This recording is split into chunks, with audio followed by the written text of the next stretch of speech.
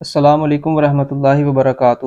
آج ہم نفس، روح، قلب اور عقل کے معنی بیان کریں گے اور آنے والی ویڈیو میں ان چار لفظوں کا استعمال ہوگا۔ بہت کم نامور علماء ایسے ہیں جو ان لفظوں کے مختلف معنی، تعریفات اور ان کی مختلف مرادوں کا مکمل علم رکھتے ہیں، اور زیادہ تر غلطیاں ان کے معنی اور ان کی مختلف مرادوں سے لا علمی کی وجہ سے ہوتی ہیں۔ ہم ان لفظوں کے فقط وہ معنی بیان کریں گے جو ہمارے مقصد سے متعلق ہیں۔ سب سے پہلے ہم قلب کے بارے میں سنیں گے۔ قلب یعنی دل، اس کے دو معنی ہیں۔ نمبر 1، قلب سینے کی بائیں جانب مخروطی شکل میں گوشت کا مخصوص ٹکڑا ہے جو سیاہ خون سے بھرا ہوا ہے۔ قلب روح کا منبع و مرکز ہے۔ ہمارا مقصود اس کی شکل و کیفیت کی وضاحت کرنا نہیں ہے، کیونکہ اس کا تعلق طبیبوں سے ہے اور اس میں کوئی دینی فائدہ بھی نہیں۔ یہ دل تو جانور بلکہ مردہ میں بھی پایا جاتا ہے، کیونکہ یہ محض گوشت کا ایک ٹکڑا ہے جس کی کوئی اہمیت نہیں۔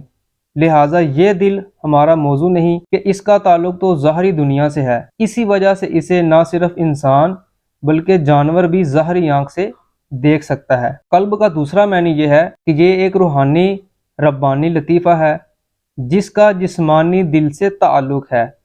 یہی لطیفہ ربانی انسان کی حقیقت ہے، یہی انسان کو جانتا اور پہچانتا ہے۔ خطاب، عذاب، عتاب اور احکامات کا تعلق اسی سے ہے۔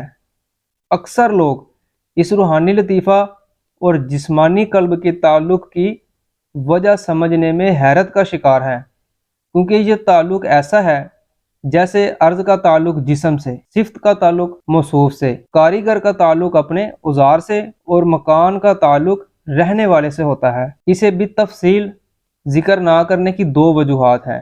ایک یہ کہ اس کا تعلق علوم مکاشفہ سے ہے، جبکہ ہمارا یہ ویڈیو بنانے کا مقصد علوم معاملہ ذکر کرنا ہے، اور دوسری وجہ یہ ہے کہ اس کی حقیقت روح کے راز سے پردہ اٹھانے پر موقوف ہے، حالانکہ اس بارے میں تو رسول اللہ صلی اللہ علیہ وآلہ وسلم نے بھی کلام نہ فرمایا، تو کوئی اور اس کے بارے میں کیا کہہ سکتا ہے؟ خلاصہ کلام یہ ہے کہ ویڈیو میں ہم جہاں لفظ قلب ذکر کریں گے، ہماری مراد یہی روحانی و ربانی لطیفہ ہوگا۔ نیز ہمارا مقصد اس ربانی لطیفہ کے احوال و اوصاف بیان کرنا ہے، نہ کہ اس کی ذاتی حقیقت، کیونکہ علم معاملہ اس کے احوال و اوصاف کی معرفت کا محتاج ہے، نہ کہ اس کی ذاتی حقیقت کا۔ روح کے بھی دو معنی ہیں۔ نمبر 1، روح ایک لطیف جسم ہے جس کا مرکز ظاہر دل یعنی گوشت کے مخصوص ٹکڑے کا اندرونی حصہ ہے، جہاں سے یہ رگوں کے ذریعے تمام جسم میں سرایت کرتی ہے۔ اس کا جسم میں جاری ہونا اور جسم کے تمام اعضاء کو زندگی اور قوت بخشنا ایسا ہے جیسے گھر کے کونے میں رکھا چراغ پورے گھر کو روشن کر دیتا ہے۔ تمام اعضاء کو ملنے والی زندگی اس روشنی کی طرح ہے جو دیواروں پر پھیلی ہوئی ہے، اور روح کی مثال چراغ سی ہے، اور روح کا بدن میں سرایت اور حرکت کرنا ایسا ہے جیسے کوئی چراغ کو گھر میں ایک جگہ سے اٹھا کر دوسری جگہ رکھ دے۔ لفظ روح کا یہ معنی طبیب حضرات مراد لیتے ہیں، اور یہی وہ لطیف حرارت ہے جو دل کی حرارت سے پیدا ہوتی ہے۔ اس معنی کی وضاحت کرنا ہمارا مقصد نہیں، کیونکہ اس کا تعلق تو ان طبیبوں سے ہے جو ظاہری بدن کا علاج کرتے ہیں۔ جہاں تک دین کی اصلاح کرنے والے طبیبوں یعنی علماء کا تعلق ہے، تو وہ دل کا علاج کرتے ہیں، حتیٰ کہ دل اللہ تعالیٰ کا قرب پا لیتا ہے۔ اگر روح سے وہی معنی مراد لیا جائے جو اطباء لیتے ہیں، تو اس کا علماء سے کوئی تعلق نہیں۔ نمبر 2، روح وہ ربانی لطیفہ ہے جو انسان کی حقیقت کا ادراک کرتا اور اسے پہچانتا ہے۔ یہ وہی ربانی لطیفہ ہے جس کی وضاحت ہم نے قلب کا دوسرا معنی بیان کرتے ہوئے کی ہے۔ اللہ عز و جل کے فرمان قُلِ الرُّوحُ مِنْ أَمْرِ رَبِّی، ترجمہ کنز ایمان، تم فرماؤ روح میرے رب کے حکم سے ایک چیز ہے، یہی مراد ہے۔ یہ ایسا امر الہی ہے جس کی حقیقت جاننے سے اکثر عقلاء عاجز ہیں۔ نفس اسے کہتے ہیں جو انسان میں شہوت اور غصے کو ابھارتا ہے۔ اس کی وضاحت بعد میں کی جائے گی۔ صوفیہ کرام اس لفظ کو اکثر استعمال کرتے ہیں کیونکہ ان کے نزدیک نفس سے مراد انسان میں مذموم صفات کی جمع کرنے والی قوت ہے۔ اسی لیے صوفیہ فرماتے ہیں کہ مجاہدہ نفس اور اس کی کاٹ ضروری ہے۔ حضور نبی کریم صلی اللہ علیہ وآلہ وسلم کے اس فرمان عالی شان سے اسی طرف اشارہ ملتا ہے کہ تیرا سب سے بڑا دشمن تیرا نفس ہے جو تیرے دو پہلوؤں میں ہے۔ نفس وہی ربانی لطیفہ ہے جس کا تذکرہ ہم کر چکے ہیں، نفس مطمئنہ، نفس لوامہ اور نفس امارہ۔ انسان کی حقیقت، اس کا نفس اور اس کی ذات، یہی ربانی لطیفہ ہے۔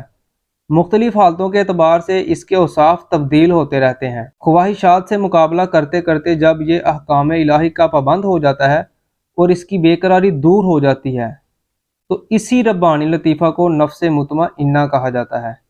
اسی کے متعلق اللہ تعالیٰ نے ارشاد فرمایا، یا ایتھا النفس المطمئنہ ارجعی الی ربک راضیۃ مرضیہ، اے اطمینان والی جان، اپنے رب کی طرف واپس یوں ہو کہ تو اس سے راضی ہو، وہ تجھ سے راضی۔ پہلے معنی میں شہوت اور غصہ کے اعتبار سے نفس کا اللہ عز و جل کی بارگاہ میں رجوع کرنا ممکن نہیں، کیونکہ یہ معنی تو نفس کو اللہ عز و جل سے دور اور شیطانی گروہ میں شامل کرنے کا سبب ہے۔ جب اس ربانی لطیفہ کی بے قراری مکمل دور نہ ہو، یعنی اسے خواہشات پر غلبہ حاصل نہ ہو، لیکن خواہشات کی مخالفت مسلسل کرتا رہے، ان سے مقابلہ کرتا رہے، تو اس وقت اسے نفس لوامہ کہا جاتا ہے، کیونکہ انسان جب عبادت الہی میں کوتاہی کرے تو یہ اسے ملامت کرتا ہے، جیسے اللہ تعالیٰ نے ارشاد فرمایا، وَلَا اُقْسِمُ بِالنَّفْسِ اللَّوَّامَةِ، اور اس جان کی قسم جو اپنے اوپر بہت ملامت کرے۔ اگر یہ ملامت کرنا چھوڑ دے اور خواہشات کی پیروی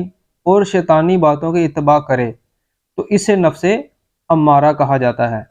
اس کے متعلق اللہ عز و جل حضرت سیدنا یوسف علیہ السلام کا قول بیان کرتے ہوئے ارشاد فرمایا، وَمَا أُبَرِّئُ نَفْسِي إِنَّ النَّفْسَ لَأَمَّارَةٌ بِالسُّوءِ، اور میں اپنے نفس کو بے قصور نہیں بتاتا، بے شک نفس تو برائی کا بڑا حکم دینے والا ہے۔ نفس کا جو پہلا معنی بیان کیا گیا ہے، اس سے بھی نفس امارہ مراد لینا ممکن ہے۔ اس صورت میں نفس مذمت کا زیادہ حقدار ہے اور دوسرے معنی کے اعتبار سے قابل تعریف، کیونکہ یہی نفس یعنی ربانی لطیفہ انسانی ذات اور اس کی حقیقت ہے، جو صفات باری تعالیٰ اور تمام اشیاء کی معرفت حاصل رکھتا ہے۔ عقل کے بھی بے شمار معنی ہیں، جن میں سے ہم صرف دو بیان کریں گے۔ عقل سے مراد کبھی اشیاء کی حقیقتوں کا علم ہوتا ہے جس کا محل قلب ہے۔ نمبر 2، کبھی عقل سے مراد قلب یعنی علوم کا محل ہوتا ہے، جو علوم کا ادراک کرنے والا ہے، جسے ربانی لطیفہ بھی کہتے ہیں۔ ان دونوں تعریفات کو سمجھنے کے لیے ہمیں معلوم ہونا چاہیے کہ ہر شے جو علم حاصل کرنے کی صلاحیت رکھتی ہے وہ قائم بنفسی ہے، جبکہ علم ایک صفت ہے جو اپنے وجود میں اس شے یعنی ذات کی محتاج ہے، اور یہ تو معلوم ہے کہ صفت موصوف کا غیر ہوتی ہے، اس لیے عقل کا اطلاق کبھی صفت پر کر دیا جاتا ہے اور کبھی صفت کے محل اور ادراک کرنے والی ذات پر۔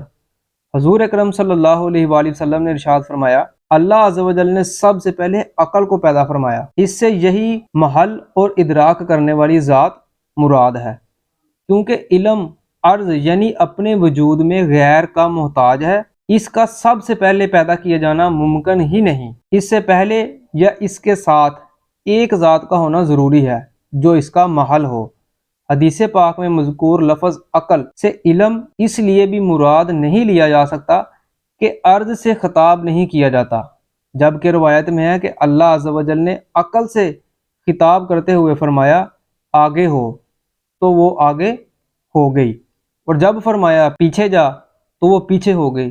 اس ساری بحث سے یہ بات واضح ہو گئی کہ ان چاروں لفظوں کے چار جدا جدا معنی اور مطالب ہیں جن کے لیے یہ چاروں استعمال ہوتے ہیں، مثلا قلب جسمانی، روح جسمانی، خواہشات نفس اور علوم وغیرہ۔ اور ایک پانچواں معنی بھی ہے، یعنی ربانی لطیفہ، جس کے استعمال میں چاروں الفاظ مشترک ہیں، تو معنی 5 ہیں اور الفاظ 4، اور ہر لفظ کے 2 معنی ہیں۔ چونکہ علم والے بے شمار حضرات پر ان لفظوں کے معنی کا اختلاف صحیح طرح واضح نہیں، اسی لیے آپ دیکھیں گے کہ وہ خواتر کی بحث میں ہر ایک کو الگ الگ نام دیتے ہیں، یعنی خاطر عقل، خاطر روح، خاطر قلب اور خاطر نفس، حالانکہ عوام کو ان کے معنی کے اختلاف کا کچھ علم نہیں ہوتا۔ اس غلط فہمی اور لا علمی کو دور کرنے کے لیے ہم نے ابتداً وضاحت کر دی ہے۔